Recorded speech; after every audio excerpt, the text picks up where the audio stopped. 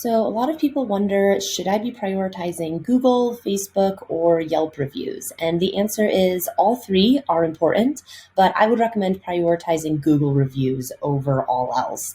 Not only is it really the most trusted resource, it's the first place that people look, but also having higher numbers and quality of Google reviews can improve your SEO ranking. So, it's really a win win. Google reviews are also the most important to display on your website, again, because people trust Google. So if you have great Google reviews and you have a great star rating, make sure to call that out on your website in your reviews section. Even something as simple as saying, we have 4.9 stars, this many Google reviews with a Google logo, that just gives you instant credibility and shows off the awesome reviews for your business. Just make sure to go in a few times a year and update that number of reviews so it stays relatively accurate.